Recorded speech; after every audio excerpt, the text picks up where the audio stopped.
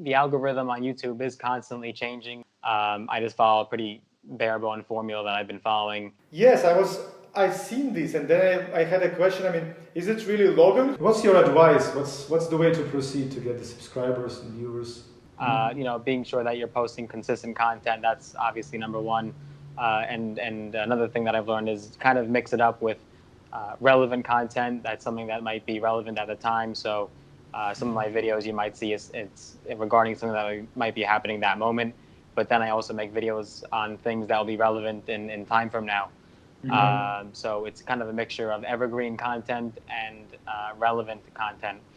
And then what I see many people make the mistake of is that they make content that really isn't interesting or provides value, and it's hard to make a lot of it. So if you are providing value up front and giving just as much value as possible and just shoving it in, people will want to subscribe to you, or they'll want to keep watching your content. What can you recommend on the promotion side? I mean, how to promote the channel apart from having a good content and relevant content? So, as far as growing it more exponentially, there's different techniques you can use: posting your videos in Facebook groups, commenting on other people's videos in your niche. That will definitely build your channel up faster. But unfortunately, there's not much that you can do unless you had a large budget to spend on advertising that would really rapidly grow it. It is a matter of just time and patience and commitment. Just since we touched the promotion piece of the YouTube, I mean, did you try maybe some collaborations with some other bloggers, maybe some paid ones, maybe some free ones? Would it work? What do you think? I haven't reached out to anyone or tried anything like that yet. I'm just growing organically. But I may definitely in the future have collaborations and potentially even meet up with other YouTubers in the future. Promoting an organic reaching of people is a good way to build a long-term relationship. And it's something where people will want to follow you and continue to consume your content. Whereas if you were trying to do paid promotions, it might seem a little salesy. But right now I'm just growing organically and posting videos consistently, and I'll do that for at least the next year or so and see what happens and go from there. How often you post will mostly depend on what kind of channel you're growing. If you're doing daily vlogs, then daily vlogs mean posting every day. Daily vlogs, daily right. Another problem I see people is what they'll do when they're starting out initially is they'll overpromise.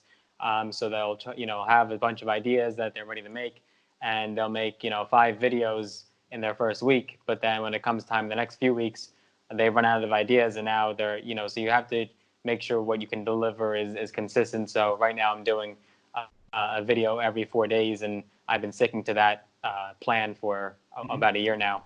What I try to do is I kind of make a formula for myself. So, I'll kind of map out, I know what videos I'm going to be making for the next 60 days. I have a whole list of them. And when I go to edit them, I just follow a pretty bare bone formula that I've been following and just editing every video the same way. So, just kind of rinse and repeat routine for me now. It's just kind of part of my routine, as if, I brush my teeth or go to sleep. I just make videos. So you have a content plan in a way, right? If you say you know what you've been doing. Right, and you don't have to necessarily plan for months from now, but at least having the next couple weeks of videos planned out, definitely that will save you some aggravation and will help you keep that momentum going.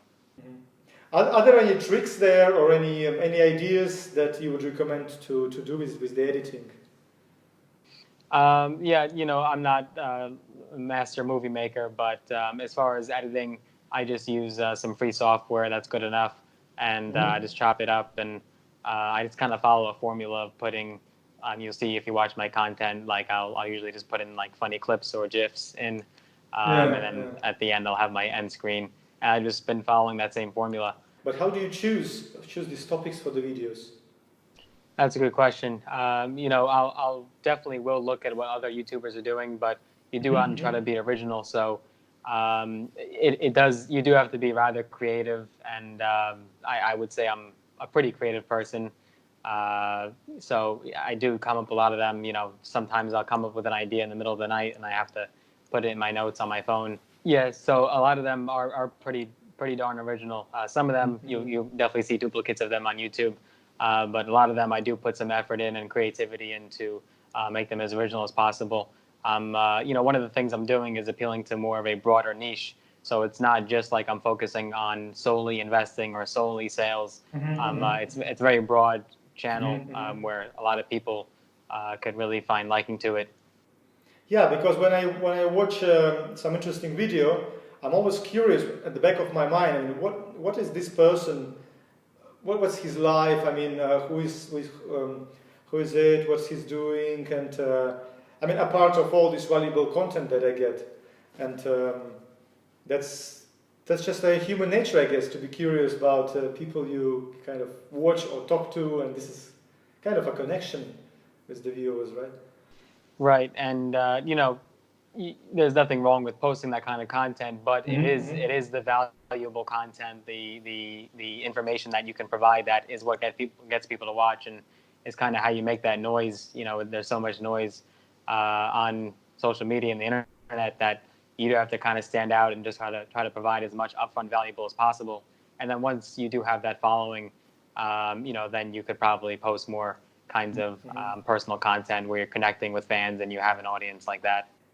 Yeah, I agree absolutely, but it does not have to be either or. I mean, it can be incorporated one to another, right? Like what you did, it's about investments, but also about your investments, about your decisions and how you do your decisions. Definitely. So yeah, like I mentioned before, throwing in some of that relevant content and throwing in evergreen content, that's definitely part of the equation as well. And how does it work for you when you choose a topic for the video, you decide to film? Do you have a script? Do you have some like bullet points? Or do you just absolutely do it creatively? Or how do you do? So I do have some notes that I'll have, and I'll kind of memorize chunks of that, but then I'll throw in just kind of off the beat knowledge and information that I could have, just in the back of my mind. Because it's not like something that you rehearse for so long, like you would, rehearsing for like a movie or something. A lot of times, a lot of it is improv and just kind of improvising on the spot. Yeah, so I would say a little bit of both. The problem with just turning on the camera and just trying to come up with something on the spot and just, talking from out of nowhere, you're probably going to forget things that you might have wanted to say, and you'll look back and say, oh, I wish I should have thrown that in. And, it might not be as interesting because you don't have many things to cover. You get lost sometimes just in your own words. So I would definitely say have some sort of structure, have some sort of a script, whether that's just some bullet points or, full complete sentences or paragraphs, and then just throw in some of your own opinions. So a little bit of both, definitely. Search engine optimization, the writing proper text, description. Can you give a couple of advice on this? I mean, how to proceed with that? Yeah, so that's definitely something that I do have some issues with. I haven't totally mastered it, but some tips that I've seen is, to definitely that relevant content is what can cause a viral video. So if you are making videos on topics that are currently right now happening, so like right here in the U.S., of course, the 2020 election is coming up. So I try to throw in some kind of political videos in there, just kind of keep it fresh.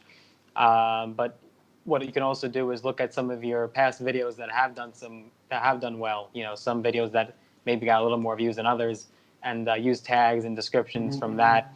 But really, the algorithm on YouTube is constantly changing. There isn't one set formula that you just kind of have to just kind of bang out content. You don't really have a choice, and just some videos won't go viral, some videos will. Some videos will get more views than others. You just have to be consistent, and in the long term, that definitely plays out better.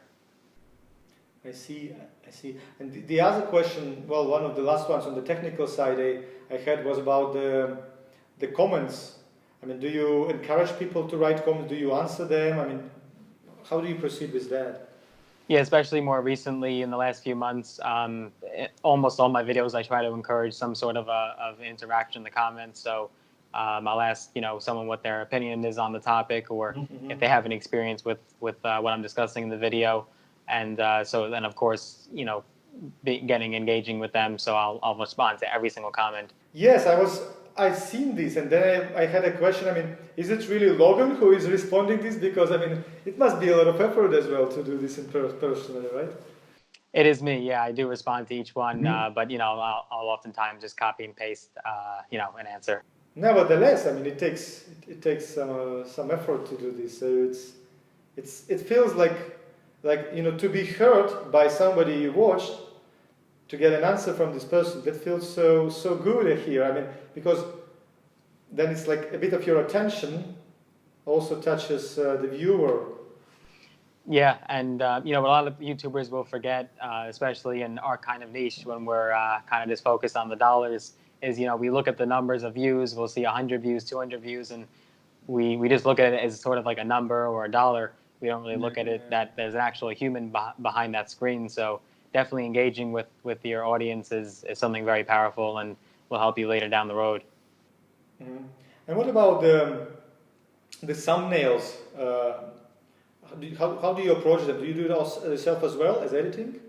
Yep, I make all the thumbnails myself, Oh. and that also should have mentioned that before. That definitely adds to the process. So it is tedious. It is something that will take a lot of effort. But as you are growing and get bigger, that's when you can start to reach out and have a sort of a team that could edit for you and make those thumbnails. But right now, I'm doing everything on my own. But talking about the thumbnails, I mean, do you have some kind of systematic approach, some pattern that you create these thumbnails? So yeah, most of the thumbnails you'll see is usually a picture of myself and then just some quick text. So definitely some tips I can give with the thumbnails. And I actually made a whole video showing you how to make those thumbnails. I did a video on it as well. Definitely making them bold and poppy and colorful. You have to understand that people are watching your content on a mobile device with very very small screens, and those thumbnails can get really really tiny. So making sure that text is legible and readable, and even when kind of squeezed down to size. So definitely make sure that text is readable, and then that your images that you're using are clear and crisp, and that the image kind of pops out at them. So when they're scrolling past hundreds of videos, you want your thumbnail to definitely kind of stand out. The most obvious for any YouTuber starting out is going to be that they're going to feel like giving up, and that they see that it's not working out for them. They're not getting the views. They're not getting the traffic or engagement, and they'll just want to drop it completely. And so that's definitely something that I struggled with in the beginning, but now it's been pretty consistent. I've been getting a pretty consistent amount of views on every video. So I'm really, the way I look at it is you don't have a choice in the matter. You can either make it happen or you won't, and you don't want to look back in time from now with regret. So I really just push forward, and the answer is just committing and being disciplined. But other than that, I do try to implement strategies to try to get the most action and views on my videos as possible.